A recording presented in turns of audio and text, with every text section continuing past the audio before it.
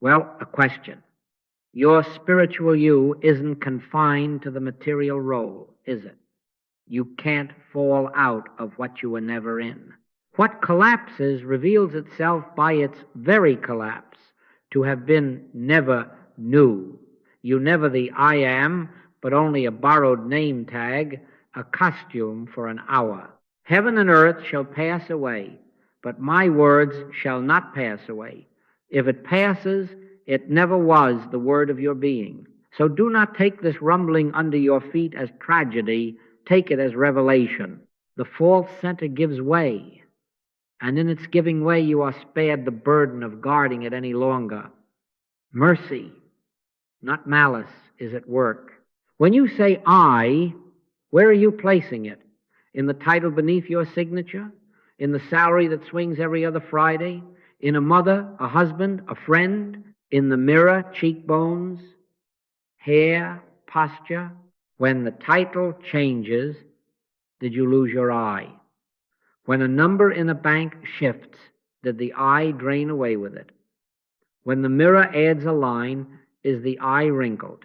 Now tell me, where exactly is the I that aches when forms reconfigure?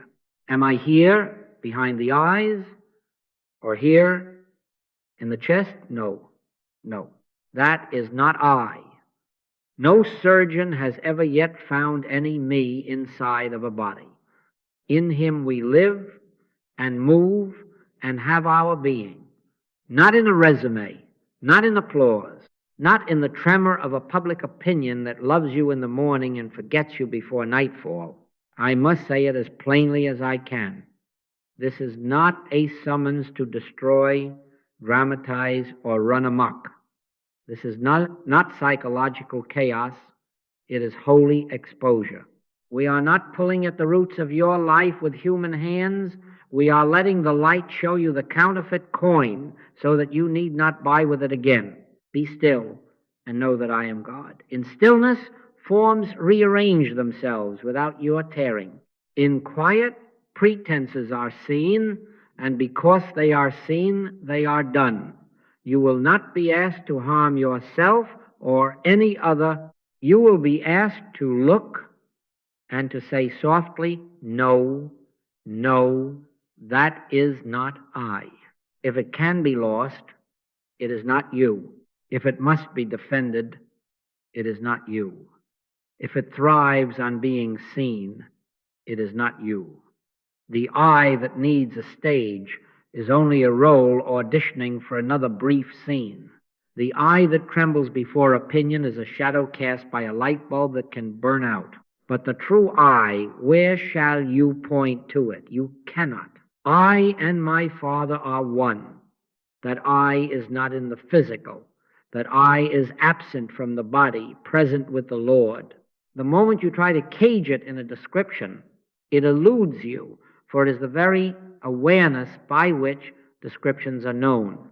The collapse, then, is the mercy that ends a long mistake, thinking that the describable was yourself. I knew a man, call him Daniel, who awoke one morning without a title. The company folded in the night. His signature was air.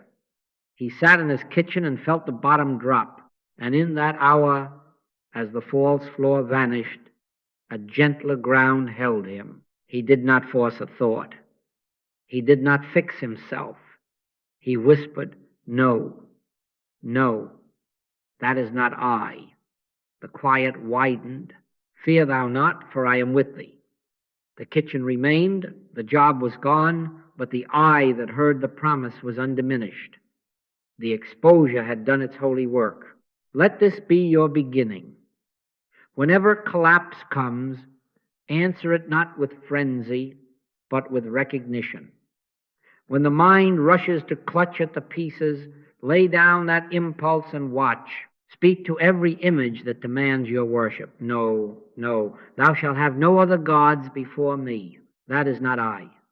And beneath the falling architecture of the day, discover the foundation that never was built and so cannot break. In that discovery there is both sobriety and relief, a moral seriousness that will not lie about what perishes, and a peace that will not mourn what was never you. Now let us be honest about the symptoms that brought you here. Fatigue that sleep does not cure, a confusion that turns simple choices into fog, a loss of motivation where once the engine roared, a spiritual disorientation, as if all the furniture of your inner room has been moved in the night, and waking, you reach for the lamp and touch the wall, the feeling that nothing fits anymore, that the garments you wore yesterday itch, pinch, and fall from your shoulders. Yes, that. Let us say it plainly so there need be no shame. You are tired body, mind, and that's something deeper that does not have a name in anatomy. Come unto me, all ye that labor and are heavy laden, and I will give you rest. Not because you should have done less work on your calendar, but because you have been heaving a universe you never were meant to carry. What is this burden? The strain of being a somebody, the labor of holding together a manufactured center with thought glue and applause threads, the vigilance of a guard posted day and night at the gate of reputation. Do you see? Work does not exhaust spirit. Impersonation exhausts personal sense. It is heavy to pretend to be the sun when you are meant to be a window. It is heavy to be the actor, the director, the writer, and the critic all at once, in a drama never assigned to you. I can of mine own self do nothing, said the Master, and by that he did all that was given him to do. The soul grows tired of masquerade. The inner man revolts at the pageant. And when the revolt begins, you call it burnout, I would call it mercy. Do not mistake these painful symptoms as proof of failure. They are not evidence that life has abandoned you. They are signals that personal sense is at the end of its rope and cannot tie another knot. Hear them as friendly limits. When a branch strains to push sap without a vine, it withers. When a lamp tries to shine without a current, it flickers out. I am the vine, ye are the branches. Whenever the branch tries to be the vine, it will burn out. Yes, the mind will say, you are failing. No, the false assignment is failing. The counterfeit king is being dethroned before he ruins the realm. I have sat with men and women who could not weep for years, and then one morning water returned to the eyes. Do not despise that river. It is washing away the glue that held the persona to the soul. Letters have told me I can't push anymore. The prayers won't form. The affirmations taste like dust. I know that taste, and I know this too. It is not the spirit failing you. It is your old method of commandeering God that is being retired. There is a holiness in this exhaustion because it forces the confession long delayed. Father, into thy hands I commend my spirit, not as drama, but as the only truthful posture left. The world will offer pills for this, protests for this, projects for this. Build yourself back, sharpen your edge, get your name in brighter lights. I hope you will not tamper with that temptation as if it were harmless. It is a double-edged blade. One edge flatters, the other bleeds. You did not burn out from too much obedience to spirit. You burned out from disobedience to reality, from pretending to be a little God governing a private cosmos. Thou shalt have no other gods before me, not even the God of your constructed identity. Now ask the only useful question, not how do I rebuild the old identity, but what is this that remains when identity cannot be maintained? Sit with that. Let the hands fall. Close the eyes. Become, if only for a half minute, desireless. Be still and know that I am God. In that stillness you may discover that the ache is not in the eye, but in the costume that the eye outgrew. You may even sense faintly at first the non-local life that does not tire, the awareness that watches fatigue without being fatigued. My strength is made perfect in weakness. Let the weakness do its work. Let it cut the cords that tied you to the theater. Absent from the body sense, present with the Lord, you will begin to know rest that is not mere sleep, peace that is not avoidance, sufficiency that is not willpower. Thy grace is my sufficiency in all things. Say it not to make a thing happen, but to recognize what already is. And as the pretender sleeps, the real I wakes, the burden rolls off, and the day, this very day, becomes livable again, not by your strain, but by the quiet river that flows when the actor leaves the stage and the light takes its proper place. Well then, where is this I that remains when the theater closes and the curtain is drawn? Do not answer quickly. Let the question do its holy work. When I say I, am I in the head? A pressure behind the eyes? A tangle of thoughts sparking in a soft machine? No, no. Open the skull and you will find a brain, yes, cells and currents, exquisite wiring, but no surgeon has ever yet found any me inside of a body, nor will he. He will find organs, systems, the most marvelous instrument, but he will not find the player. God is spirit, and the I that knows God must be of that nature, not a piece to be lifted with forceps. Am I in the chest, perhaps, where warmth gathers and a pulse hums? Is the I the thudding of a heart? No. The heart beats and stops. The I speak of does not begin or cease with a pump. Am I in the name my parents gave me, syllables that bend the ear? No. Change the name, and nothing of the knower is changed. Am I in the story, my history, my memories, my bright days and dark nights? Memory comes and goes like weather. It stores images and loses others. But who is it that knows this coming and going? Do you see the subtle mistake? We are confusing awareness with what awareness is aware of. We say, I am sad, as if the I were the sadness. I am elated, as if the I rose and fell on moods. But sadness appears and disappears in awareness. Elation appears and disappears in awareness. The I does not swell and shrink with the tide of its contents. Before Abraham was, I am. Try again. Am I the voice in the head narrating a life? That voice stops in sleep, stutters in shock, and says one thing in youth and another in age. No, not that. Am I the body in the mirror? The mirror will show you this form now and another outline 10 years hence. The image shifts.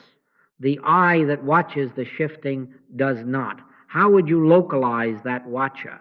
Point to it and the finger points to an object, hand, chest, ceiling, while the eye remains the unseen capacity by which the pointing is known. The eye cannot see its own seeing. The ear cannot hear its own hearing. In the same way, the I cannot be found as a thing, because it is not a thing. It is the light in which all things appear. The light shineth in darkness, and the darkness comprehended it not. No surgeon will bring it to the table. No microscope will magnify it. Instruments examine instruments. The measurable inspects the measurable. But who is it that measures? Who is it that knows, here is a liver, here a bone, here a thought passing like a bird across the sky? That is the I. Not in the physical, absent from the body sense, present with the Lord. When Paul says, the kingdom of God is within you, do not descend into anatomy as if the kingdom were behind a rib. Within here is not geography, it is consciousness. It is the awareness in which the rib and the world arise and pass, and you do not arise or pass with them.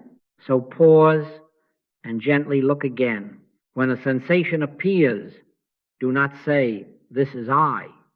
When a title is printed, do not say, this is I.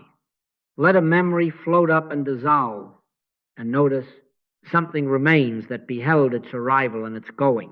Perhaps the I is not an object among objects, not a character in the story, but that which beholds the story without strain.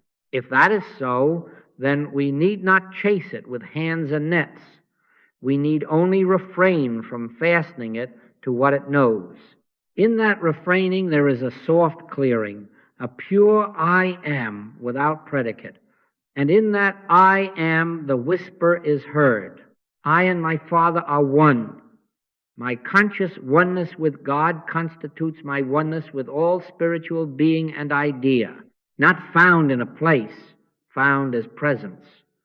And in the hush that follows, the old search quiets, because the seer is not lost and never was.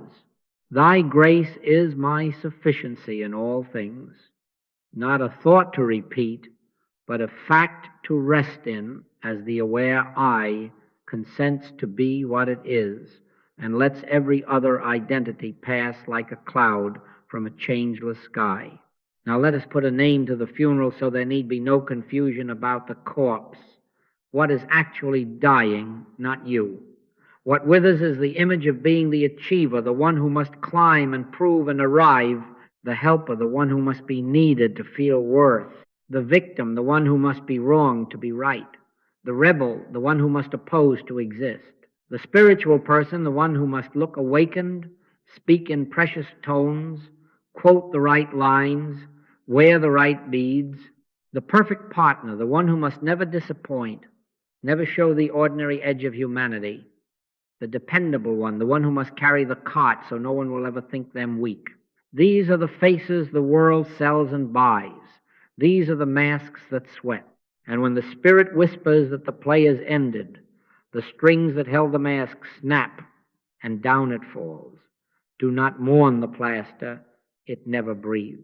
But does this mean you will cease to work, to parent, to create, to lead? No, never. Do not mistake identity for function. A branch bears fruit by abiding in the vine. It does not bear fruit by calling itself the producer of oranges. You may still write the report, design the bridge, nurse the child at 2 a.m, chair the meeting, but the worship of the role as me is retired. What remains is the activity without the idolatry. It is the Father within me. He doeth the works. Then work is light.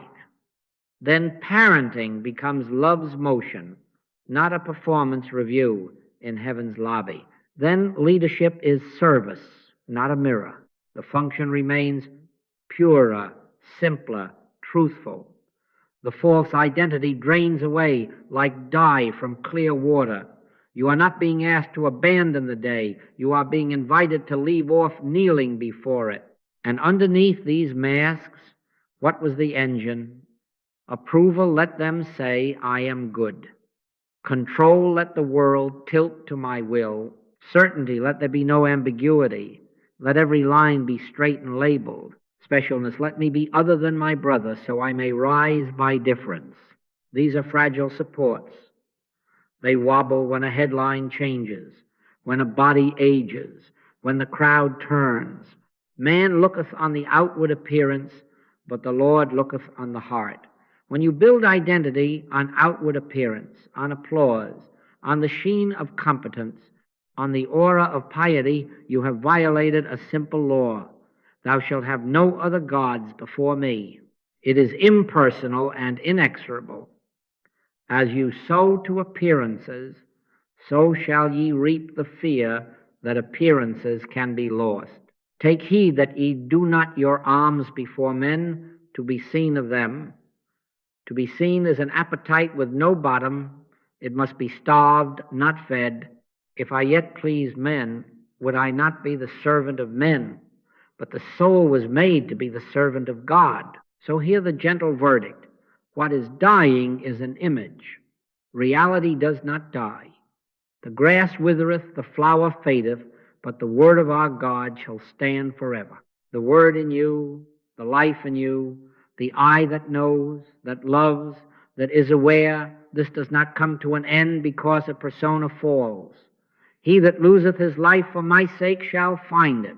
Do you see now? It is the image life that is lost, the life propped on specialness and seenness, and in the losing, true life stands up, quiet and unafraid, Not the achiever, but achievement as an effortless outflow.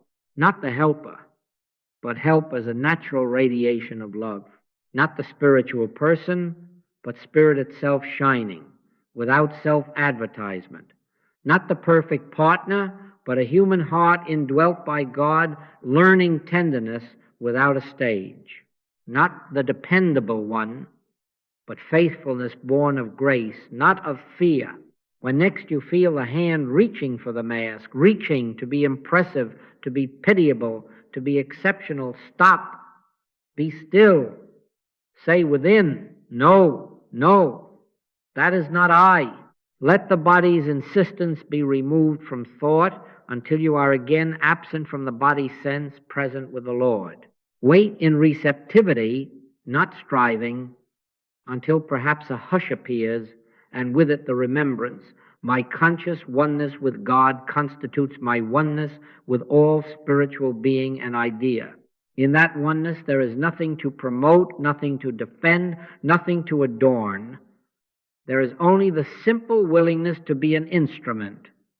God is the actor, I am merely the instrument. Then action is pure, speech is clean, and silence is no longer emptiness, but fullness undisplayed. Thy grace is my sufficiency in all things. Whisper it without bargaining. Let it settle where the engine once ran hot. And watch how the day goes. On phone calls, diapers, deadlines, dinners untouched by the demand to be someone, carried instead by the river that never wanted your mask, only your consent. Do not tamper with a cosmic law. It is not a toy and it is not an enemy. It is the way reality holds itself in harmony. Be not deceived, God is not mocked, for whatsoever a man soweth, that shall he also reap. This is not a threat, it is a statement of impersonal order. If you sow identity in form, you reap fear when form alters. If you make a god of your title, your face, your balance sheet, your child's report card, your public praise, then every tremor that touches these will send a quake through you, not because someone is punishing you, but because a universal principle has been ignored. Thou shalt have no other gods before me. It cuts two ways. The moment form flatters you, you are secretly indebted to form, and the moment form shifts, you pay the debt in dread. Think in simple terms so the mind may see. In mathematics, 2 times 2 is 4. Violate that, build a budget on 5, and you have not offended a deity. You have invited the consequence inherent in the equation. In engineering, ignore the load-bearing principle, and the bridge will fail. Not out of malice, but because the universe is faithful to itself. It is the same with a traffic law. Run the red light, and the penalty is not a policeman's mood. It is the impact of steel upon steel. So when you build a self on that which rusts, withers, ages, exits, or changes with the weather, you have already inserted a fracture line. Lay not up for yourselves treasures upon earth, where moth and rust doth corrupt, but lay up for yourselves treasures in heaven. Where your treasure is, there will your heart be also. If your treasure is in appearances, your heart will live under the lash of appearances. Now hear the protective warning. Do not try to outwit this law with spiritual manipulation. Do not seize upon prayer, affirmation, visualization, or subtle influence as tools to glue the old mask back on. That is personal sense in church clothes. It is the ego at the altar bargaining for its throne. I hope you will never try to do it. When you use a principle to get, you convert the infinite into a utility, and you sharpen the double-edged sword. One edge gives you a moment of form. The contract signed, the body slimmed, the spotlight returned, but the other edge binds you to that form with cords of fear. For what was gotten must be guarded. Take heed that ye do not your alms before men, to be seen of them, to be seen by men, to be confirmed by men, to be saved by men. These are uses of the holy for an unholy end. and the result is automatic unrest. Prayer is not a lever to move matter. It is the surrender of the belief that matter is your life. Affirmation is not a spell. It is the quiet recognition of what God already is. The law cannot be violated without its own correction acting. If you attempt to use truth to secure a personal kingdom, the very truth you misuse will dissolve the project, not because it is against you, but because truth cannot be bent to uphold a lie. As you sow to the flesh, you reap corruption. As you sow to spirit, you reap life everlasting. There can be no selfish purpose in a cosmic law. You do not bend it, you align with it. What then is safe? Not forcing a new self, not designing a shinier costume, not dressing the old emperor and declaring him reborn. The safe way is yielding to what is already established by God. Seek ye first the kingdom of God and his righteousness, and all these things shall be added unto you. Added, notice, without your scheming. My conscious oneness with God constitutes my oneness with all spiritual being and idea.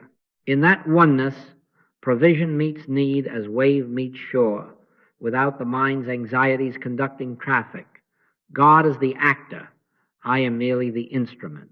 In this position, with the eyes closed, become virtually unaware of a body to defend, a reputation to polish, a future to herd. Wait in a state of receptivity until the quiet click announces itself, not a sensation you produce, but a recognition that was waiting to be noticed. Then the sword is no longer a terror, it is the faithful edge that cuts away the idol and leaves the heart whole. You will not be punished for letting go of form worship. You will be relieved of a burden you did not know you were carrying. Perfect love casteth out fear. And love is perfected not by enlarging the mirror, but by removing the mirrors altogether. One God, one life, one I, not in the physical, absent from the body sense, present with the Lord. Thy grace is my sufficiency in all things. Whisper it, not to get, but to give consent to what eternally is. In that consent, identity is no longer a project, it is presence. And presence cannot be threatened by the changing shapes it shines upon. Now observe the next temptation that arises the instant you stop worshiping form, the impulse to fix yourself. The actor, discovering he is not the play, runs to become the director, the critic, the editor, the publicist of a new and better persona. He says, very well, I will reinvent, I will rebrand, I will analyze this mind like a machine and tune it to perfection. Do you see the trick? The very one exposed as counterfeit offers himself as the repairman of the soul. No, no. That is the ego's last stand, remaining central by assuming the role of savior. I can of mine own self do nothing, said the master. Do not correct him by rushing in with tools. I never give human advice, not because I do not love you, but because adding more human management to a spiritual problem seals the mask to the face. When the mind says, tell me what to do, give me a sequence, give me a lever, I must refuse. God is not a sequence, and the soul is not a machine. Be still and know that I am God. Be still is a command. Interference is disobedience. It is an affront to the law because it installs a second cause, a personal fixer beside the one. Thou shalt have no other gods before me. Not even the clever, self-improving you. But let us not throw away the common sense kindness of life. There is a difference between care and an identity project. Rest is care. Reinvention as a self to adore is idolatry. Eating clean food is care. Engineering a body to guarantee worth is idolatry. Seeking wise counsel is care. Outsourcing conscience to another human is idolatry. Know ye not that ye are the temple of God? Clean the temple, yes, sleep, walk, drink water, speak honestly, keep your appointments, render unto Caesar that which is Caesar's, balance the books, wash the floor, return the call. But do not appoint yourself Savior of the soul. Render unto God that which is God's, the governance of your being, the authorship of your life. God is the actor. I am merely the instrument. Non-interference is not apathy. It is holy restraint. It refuses to use mental fingers to pry open the bud before the sun warms it. It refuses to hypnotize the psyche with affirmations used as crowbars. I hope you will never try to do it. When you use prayer to manipulate outcomes, you break the first commandment with religious language. As you sow to method, you reap fear of losing the method. As you sow to spirit, you reap the fruit that grows without your watching. He that hath begun a good work in you will perform it. Do not upstage the worker. How then do you proceed? In this chair, with the eyes lightly closed, become virtually unaware of a body to adjust, a persona to burnish, a future to manage. Remove the body from thought, not out of disdain, but to end its tyranny over attention. Let desire go out of the room. I wait in a state of receptivity until finally, do not time it, the click comes. Not a sensation to be manufactured, a recognition of what is. In that click, you know, I and my Father are one. All that the Father hath is flowing right up through here. My conscious oneness with God constitutes my oneness with all spiritual being and idea. Decisions that were knots begin to loosen without your picking. Habits that were bars begin to thin without your hacking. The river does the carrying. The branch abides and bears fruit. A letter once came from a woman who asked for a plan. 5 steps to repair her life. I sent no plan. I sat in silence and refused even the subtle desire to think her better. I let the Father within do the blessing, and in a week she wrote, something unclenched. I do not know how, but peace is taking small, sure ground. This is the law of non-interference.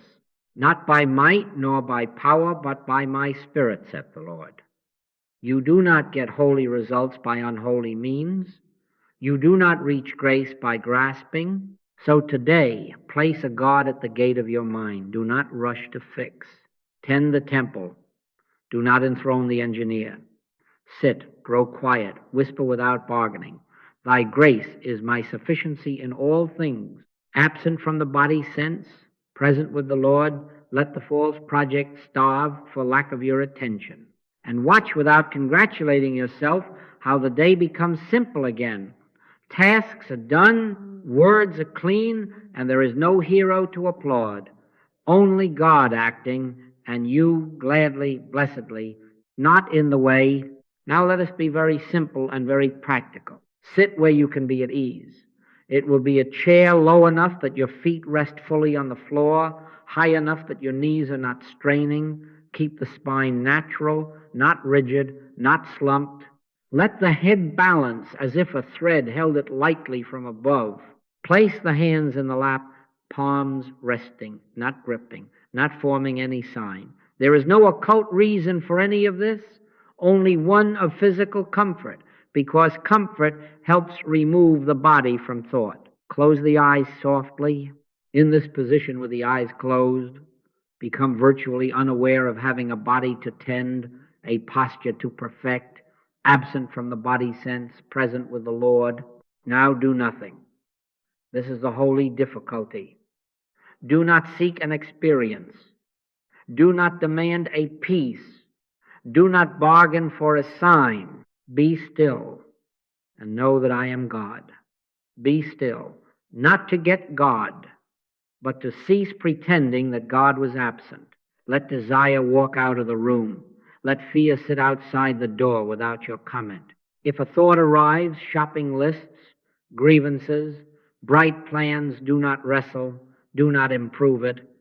Let it pass like a bird crossing an open sky. You are not the bird, you are the sky. My conscious oneness with God constitutes my oneness with all spiritual being and idea. Whisper it within, then release even the whisper. We are shifting now from searching to waiting, from arranging to consenting. If the mind wants a single posture of heart, give it this: Father, live thou my life. Fulfill thyself in me, not as poetry, as surrender. The actor lays down his costume and the stage goes quiet. The director appears. God is the actor. I am merely the instrument. I can of mine own self do nothing. To say it is not to belittle yourself, it is to return the work to its rightful worker.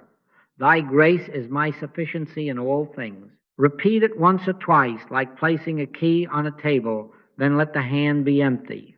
Wait without a clock. Do not time the silence. Do not peek at its progress.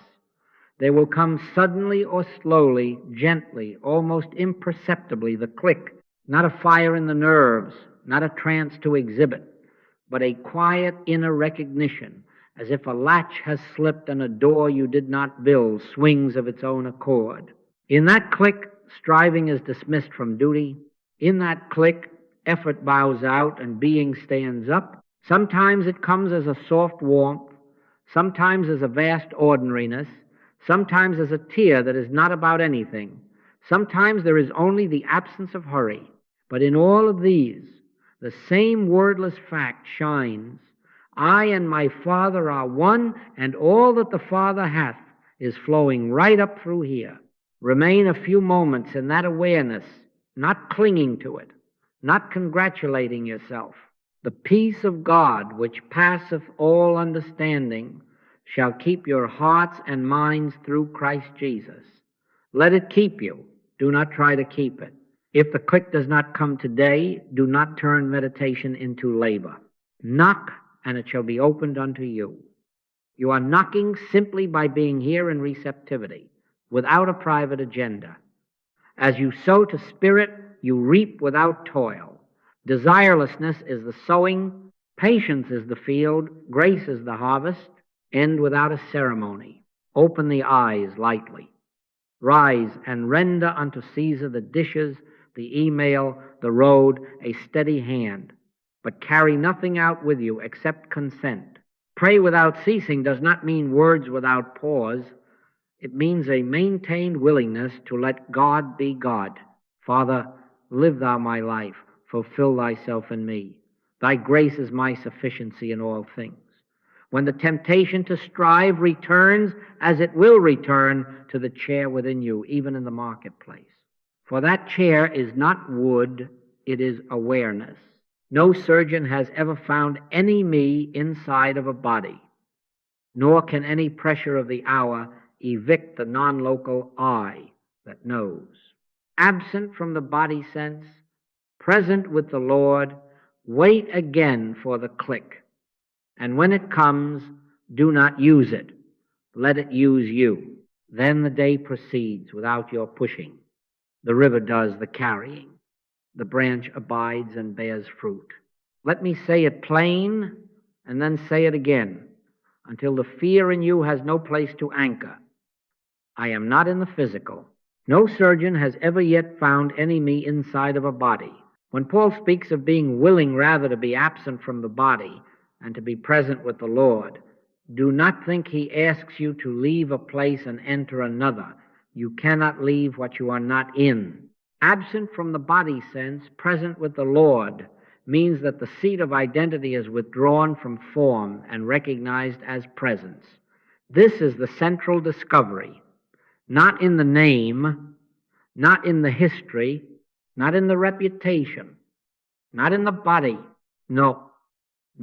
The eye that knows your name, that watches your history, that sees a reputation parade like costumes on a rack, that notices the body grow, ache, and rest. That I is awareness, presence, being. Before Abraham was, I am. Fear has thrived on a mistaken localization. It has whispered, you are here inside this title, this face, this nervous system. Lose one thread and you unravel. But if you are not located in the thread, how shall you unravel with it? Cut the garment. The man within is unharmed. Break the cup, water remains wet. Let the mirror crack, it cannot touch the one who looks. The collapse you dread is the collapse of a mask. It feels like death only because you call the mask I. The true I cannot collapse because it is not a structure. It is not something held up. It is the knowing that beholds all that is held up and lets it take its season. Though our outward man perish, yet the inward man is renewed day by day. Do not think I am sending you into isolation. The non-local I is not a private cabin in space. It is the doorway to conscious oneness with God. In Him we live and move and have our being. Hear that. We live in God. God is not a visitor living in us as in a room. My conscious oneness with God constitutes my oneness with all spiritual being and idea. When the sense of locality in form loosens, the fence around affection falls, comparison fades, rivalry drains, obligation softens into love's free activity. The I that is not in the physical is the universal I am shining as your awareness. I and my Father are one. This is not poetry. It is your safety. Try it upon the pressures that threaten you. A diagnosis arrives. Do not deny care, but deny identity in the condition, not in the body, not in the chart. Present with the Lord. A job title is removed. Render unto Caesar the practical acts of search and diligence, but do not render unto Caesar your being, not in the role, not in the praise, present with the Lord. The relationship shifts. Grieve honestly, forgive freely, but do not grieve as one who has lost himself, not in the image of us. Present with the Lord. In each case, notice how fear shrinks when it cannot find you in a thing. Perfect love casteth out fear. Love is perfected as localization ends. Now, in quietness, let the formula of truth do its simple work. I am not in the physical. I am not contained. I am not a role, nor a history, nor a rumor about me. The I that knows is the light in which these appear. God is the actor. I am merely the instrument. When the hand is an instrument, it does not fear the tool rack. When the voice is an instrument, it does not fear the silence between songs. Thy grace is my sufficiency in all things. Not my wit, not my will, not my rehearsed identity, thy grace. When grace is sufficiency, collapse turns to mercy. It dissolves only what cannot bear God, and what remains is what God is being as you. So take heart. Be of good cheer. It is I. Be not afraid. No employer can hire or fire the I. No calendar can age it. No failure can stain it. No success can inflate it. The grass withereth. The flower fadeth. Headlines rise and sink. But the word of our God, this living presence, standeth forever.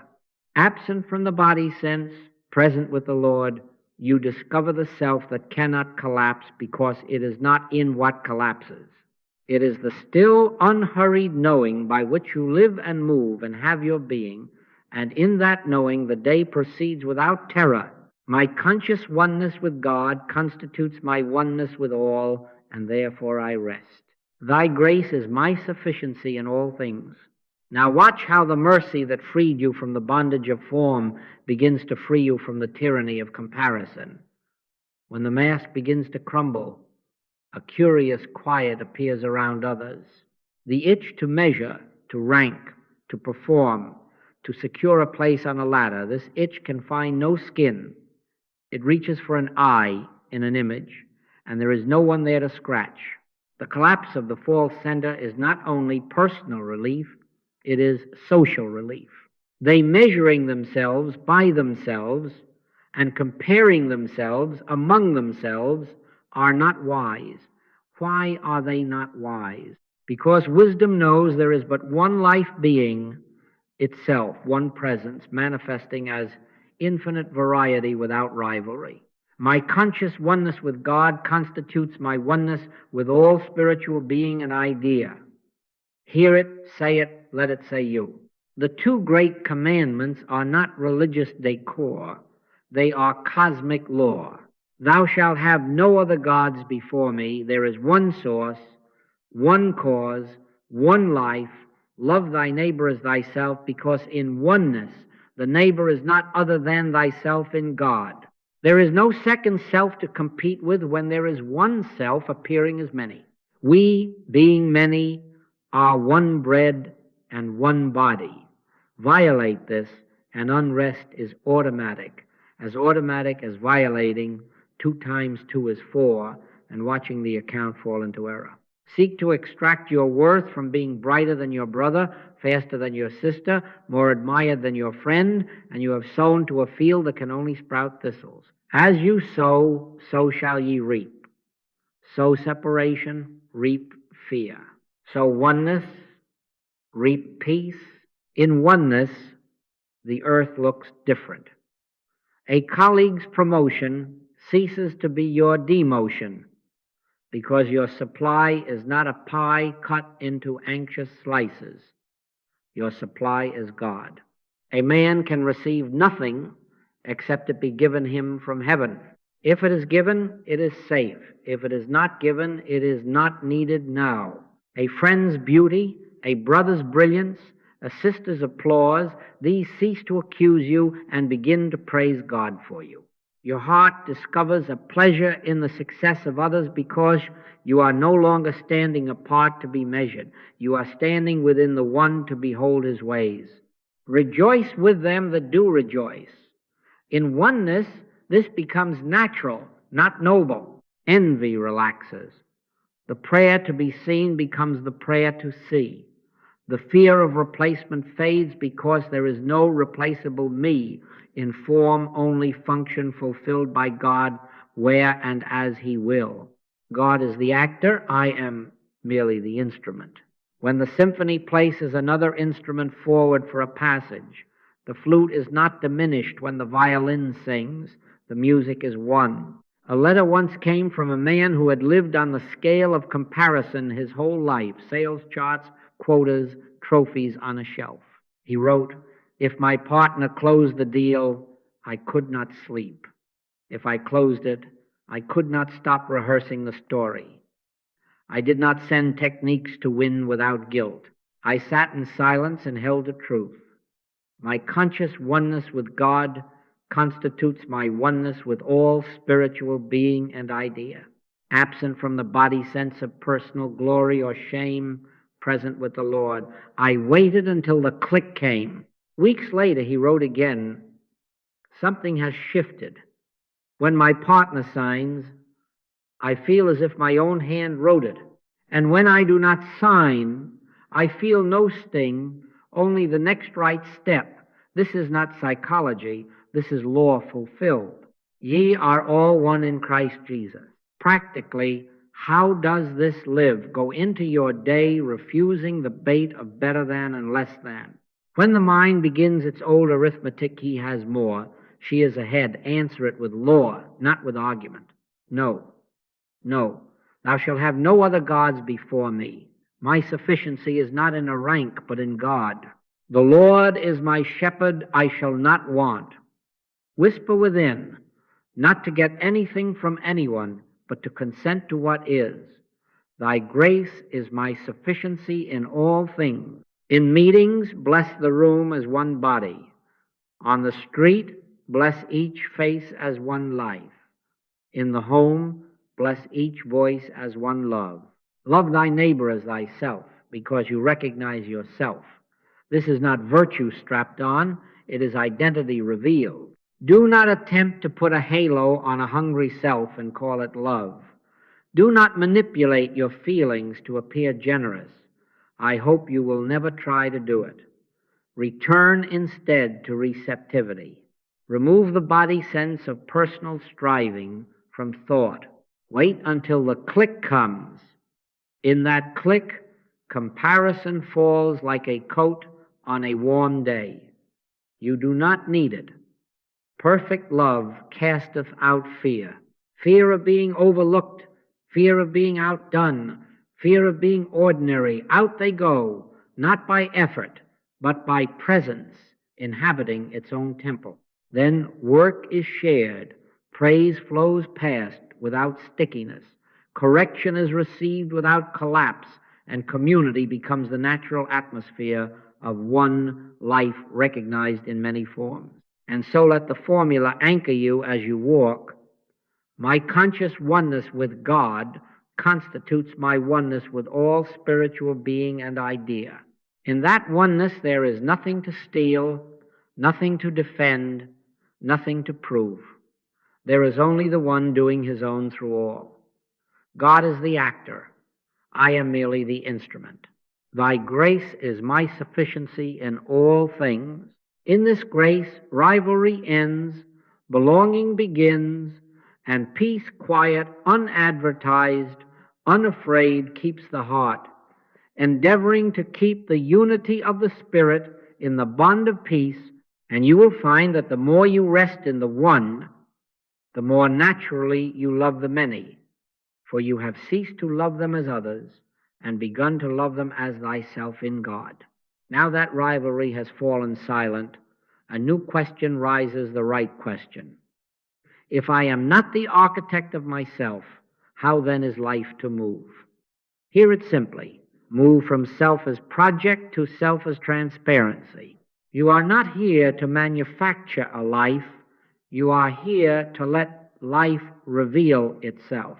God is the actor. I am merely the instrument. I can of mine own self do nothing, said the Master. The Father that dwelleth in me, he doeth the works. Let the authorship rest where it has always belonged. For it is God which worketh in you both to will and to do of his good pleasure. You are not absent. You are available. You are not passive. You are poised. Do not mistake instrumentality for idleness. No, no. A violin does not compose, yet without tuned strings, without a willing shoulder, there is no song. The instrument is ready, clean, responsive.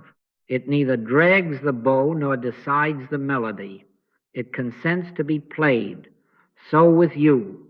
Render unto Caesar the readiness show up. Keep your word. Sweep your floor. Send the note. Learn the craft.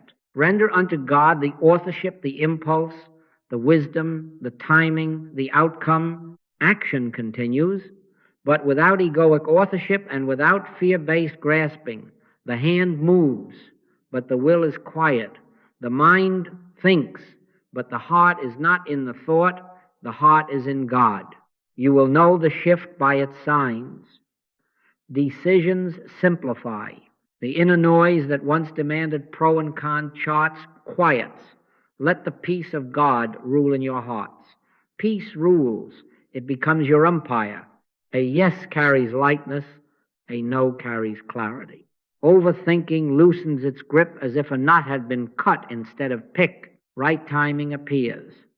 The call you meant to force places itself. The door you would have shouldered swings in its hour.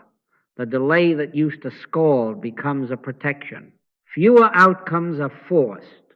More outcomes arrive as if escorted. In all thy ways acknowledge him, and he shall direct thy paths. The step is ordered, not strained. The steps of a good man are ordered by the Lord. When a path is wrong for you, it dulls. When it is right, it ripens.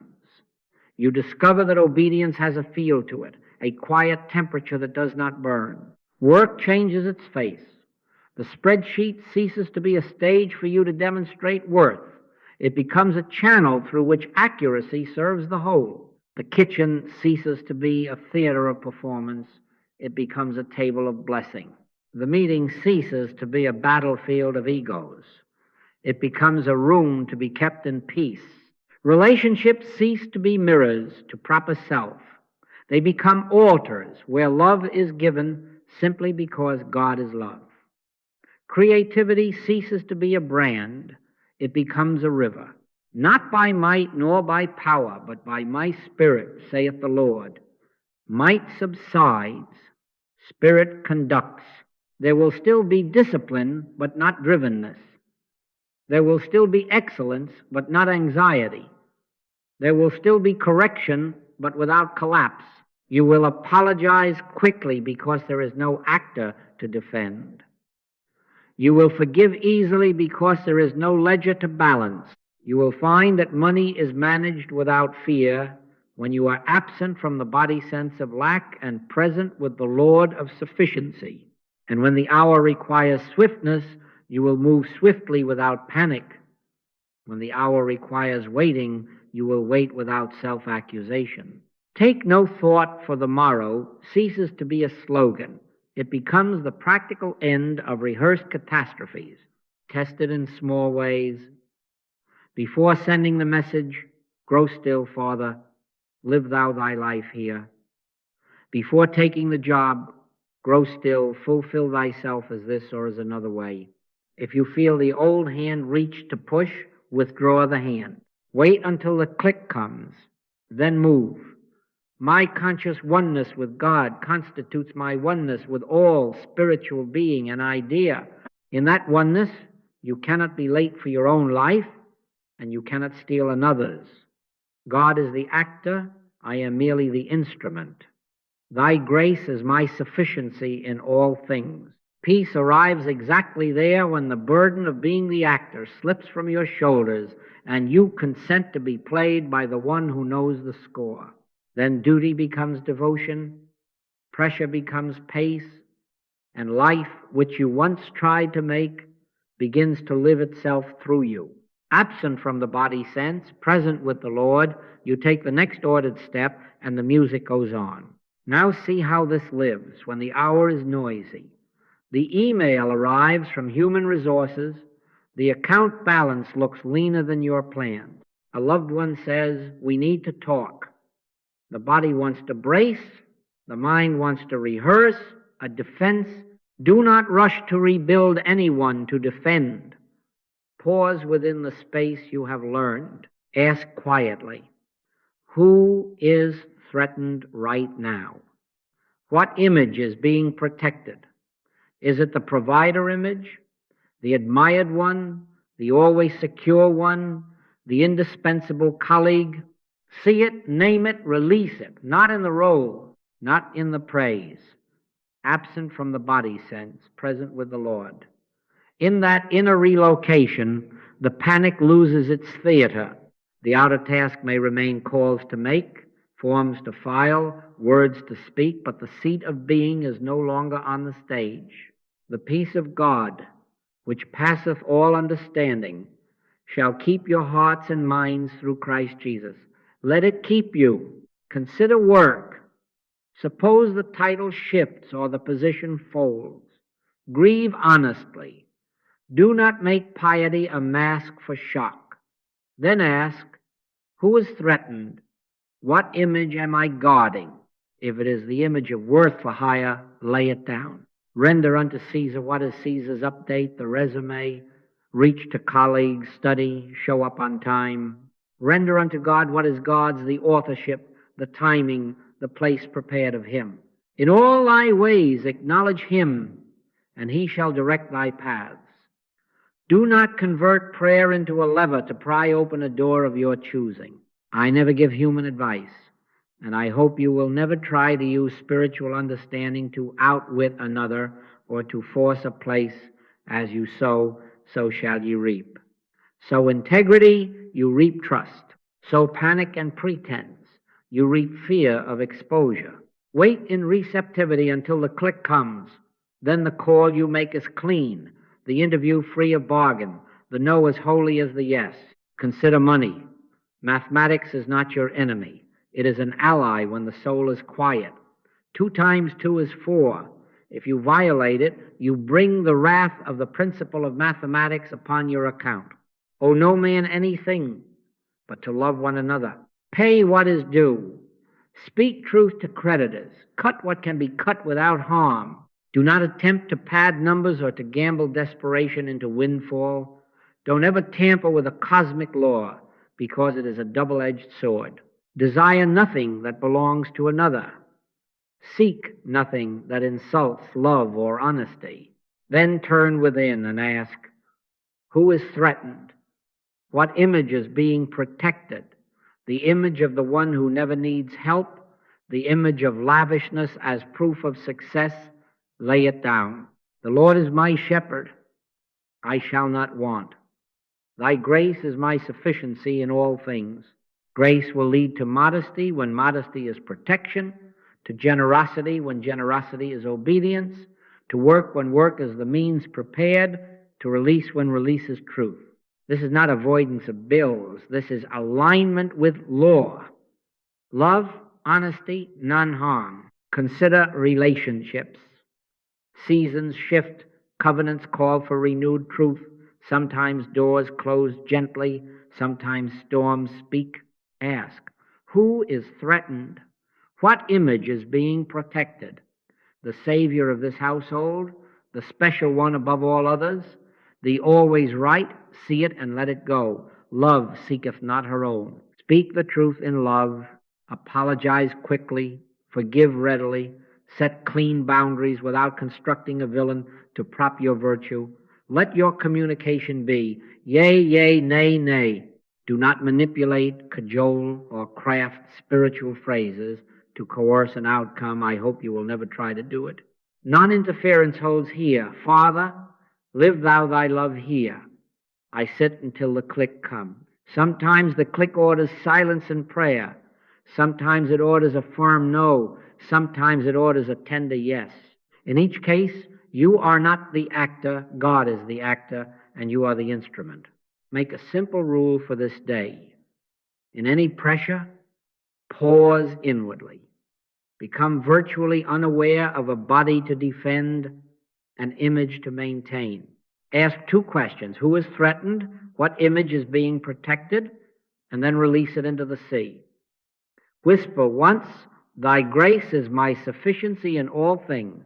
Wait without bargaining for the inner click. When it comes, take the next small, honest step. If it does not come in that minute, do the plain duty at hand without storyline, wash the dish, send the factual update, keep the appointment. Pray without ceasing means remain consented, not wordy. Know this, outer life may change titles, balances, addresses, but the inner seat is not on the moving chair. God is our refuge and strength, a very present help in trouble. I am not in the physical. No surgeon has ever yet found any me inside of a body. My conscious oneness with God constitutes my oneness with all spiritual being and idea. From that oneness, you can meet the day's demands without rebuilding a false identity, for there is nothing to defend. The river carries, the branch abides and bears fruit, and the more you return to the unthreatened I, the more naturally the works appear clean, timely, harmless, done not by might nor by power, but by his Spirit. God is the actor, I am merely the instrument. Thy grace is my sufficiency in all things. Take now the simplest tool and let it carry you when your own shoulders cannot. Thy grace is my sufficiency in all things. Do not hear this as a charm to coax events. I hope you will never try to do it. Hear it as a password that dismisses the guard of personal sense from the gate. It does not force the door. It reveals there was no lock, only a hand gripping the knob in fear. Thy grace is my sufficiency in all things. Not my wit, not my will, not the image I have traded in the marketplace, grace. My grace is sufficient for thee, for my strength is made perfect in weakness. Weakness here is not shame. It is the honest end of self-manufacture. Use it incantatorily, not to get, but to yield. When fear rises at the balance due, whisper within, thy grace is my sufficiency in all things. And let the words float below the surface of thought, down where trust lives quietly. When you feel invisible in a room of loud stories, say it once within without argument, Thy grace is my sufficiency in all things, and let presence replace the need to be seen. When identity wobbles, when the title drops, when a friendship cools, when the mirror tells a tale, say, Thy grace is my sufficiency in all things, and refuse the impulse to build a new mask. No, no. We are not replacing one costume with another. We are laying down the wardrobe and standing in the light. Cast thy burden upon the Lord, and he shall sustain thee. Understand what sufficiency means. It does not mean I am sufficient. It means grace is sufficient, God present as the very substance, wisdom, and rhythm of this moment. Grace is sufficiency as guidance when you cannot tell left from right. Grace is sufficiency as restraint when your old hand would push. Grace is sufficiency as bread enough for this day. Give us this day our daily bread, without hoarding a story of tomorrow's famine. Grace is sufficiency as words that are few and apt. Grace is sufficiency as silence that heals more than speeches. Grace does not decorate a self. Grace dissolves the self that needed decorating. God is the actor. I am merely the instrument. When the instrument consents, sufficiency is the music itself. Now let us practice exactly as we are. Close the eyes of the heart to the scene for a breath. Become virtually unaware of a body to defend, of an image to maintain, absent from the body sense, present with the Lord, once within. Say it slowly, not as a plea, but as a recognition. Thy grace is my sufficiency in all things. Pause. Let the syllables sink as rain sinks past leaves into root. Again, a little softer. Thy grace is my sufficiency in all things. Do not try to feel holy. Do not scan the sky for an omen. Be still and know that I am God. Let the knowing be without pictures. Sit in that yieldedness until perhaps the click comes, the quiet release by which the burden rolls, and the day becomes possible again. Carry it through the hours the way you carry breath. Before the email is answered, thy grace is my sufficiency in all things. At the doctor's door, thy grace is my sufficiency in all things. When correction finds you and the old self would collapse, thy grace is my sufficiency in all things. Say it on the inside of a smile. Say it in the heat behind the eyes. Say it and then stop saying it and let it be true. Do not strap it on as armor, wear it as skin. In that practice, you will feel the pressure to perform loosen. You will notice comparison arriving and finding no chair. You will find decisions making themselves in peace. In quietness and in confidence shall be your strength. This is the catharsis heaven chooses. Not fireworks, but a long exhale into God. When the mantra has done its work for the moment, there will be nothing to announce and no one to congratulate. There will be the common holiness of the next rightful step. You will find yourself doing the plain duty without rehearsal, speaking truth without edge, receiving what is given without clutching. And when the storm remembers your address, as storms do in this world, the line is already open. You need not dial again. Thy grace is my sufficiency in all things. My conscious oneness with God constitutes my oneness with all spiritual being and idea. The one acts, the instrument resonates, and what could not be born by you is born through you, because it is not born by you at all. When I am weak, then am I strong. So let the words rest now beneath thought, like a small lamp left burning in a window. Thy grace is my sufficiency in all things. Beloved, let us look back for a moment with the eyes that have learned to see. The scaffolding fell, and you thought it was your home. It was not. The nameplates, the titles, the angles of the mirror, all that creaked and gave way. Those were the boards and nails of a borrowed stage. If it can collapse, it was never you. What collapsed was the burden to be someone. What remains now, is the indestructible I, unmade and unmaking, the non-local awareness by which all is known, you are not being punished. You are being freed from a weight you were never asked to carry. Come unto me, all ye that labor and are heavy laden, and I will give you rest. This is the rest when the unreal lays itself down and the real stands without defense. We learn to ask, where is the I? No surgeon has ever yet found any me inside of a body.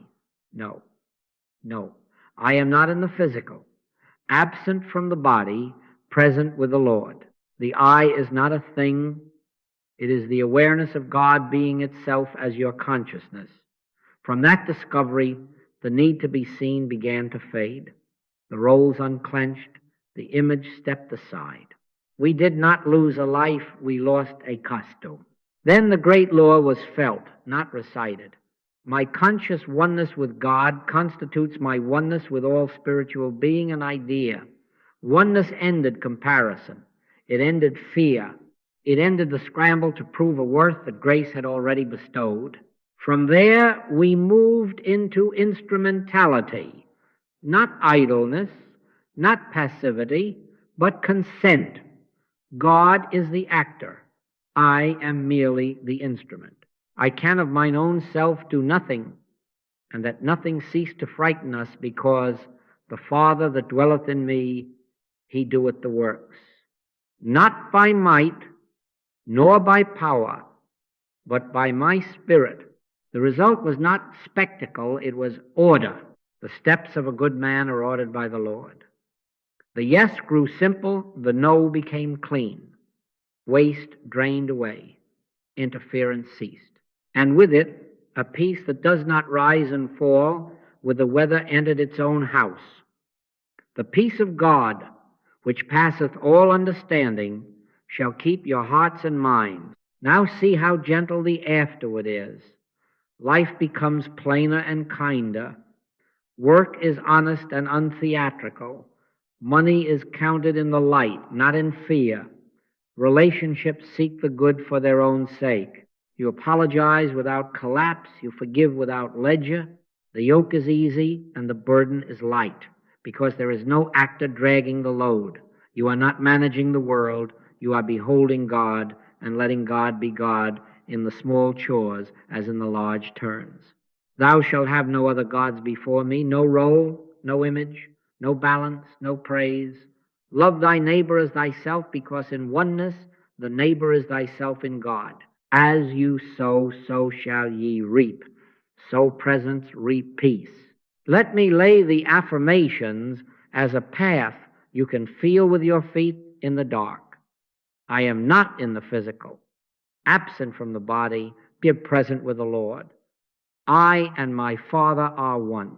My conscious oneness with God constitutes my oneness with all spiritual being and idea.